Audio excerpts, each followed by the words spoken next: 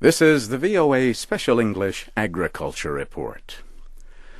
The United States Department of Agriculture says high demand for ethanol fuel made from corn will mean higher meat prices.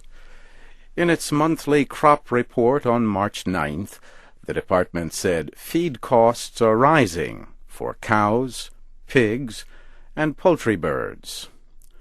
Corn, or maize, is their main feed. Corn has been selling at more than $3 a bushel. Last year, the average was $2. The government says ethanol is using 20% of the American corn crop from last year. With this year's harvests, the amount is expected to reach 25%. The National Chicken Council has objected to Congress about the situation. The council is a trade organization that represents the industry.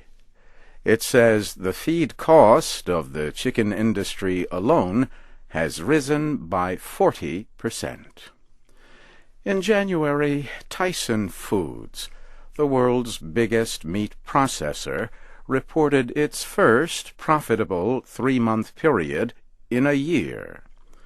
But the head of the Arkansas company warned that sharply higher corn prices have become a major issue for the food industry.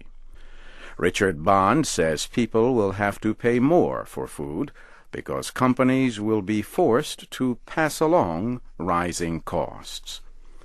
But Deputy Agriculture Secretary Chuck Connor says demand for corn will probably get farmers to plant more corn. A University of Missouri Extension official says ethanol could bring the biggest change in American agriculture since farmers began planting soybeans. Some economists have suggested that land from the Conservation Reserve Program should be used for additional corn production. But the Agriculture Department says only a limited area of land will be released for use over the next 4 years. The program supports the planting of things like native grasses or trees to reduce the loss of soil from croplands. The department has appointed a committee to study the needs of biofuel producers. These are fuels like ethanol that are made from renewable resources. On March 9th, the United States and Brazil signed a cooperation agreement on biofuels technology. The signing took place in Sao Paulo during the first stop on a trip by President Bush to Latin America. 70% of the world's ethanol supply comes from the United States and Brazil.